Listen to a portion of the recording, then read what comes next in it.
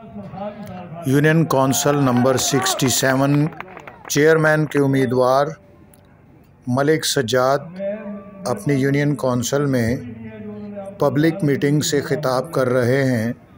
ख़िताब करते हुए उन्होंने कहा कि इलाके के तरक्याती काम करवाना हमारी ज़िम्मेदारी है।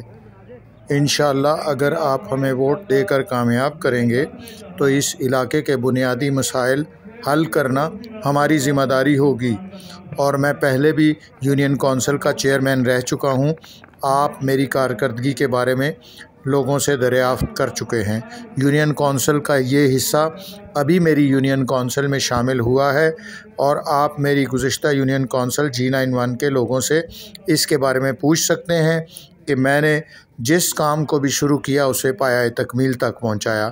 अब यहाँ G92 में सफाई सुथराई का निज़ाम, सीवरेज का निज़ाम और लाइटिंग का निज़ाम, पार्कों की हालत को बेहतर बनाना और ख़ास तौर पर यहाँ जगह जगह जो गंदगी के ढेर पड़े हैं, इस सफाई के निज़ाम को बेहतर करने के लिए इंशाअल्लाह हम एक बेहतर निज़ाम लाएंगे। और जो यहाँ CDA की तरफ से या दूसरे महकमों की तरफ से काम होना बाकी हैं, यानी ब्लॉकों की मेंटेनेंस, वाइट वॉश, सीवरेज का निज़ाम, ये सब चीज़ें हम बेहतर करने की कोशिश करेंगे।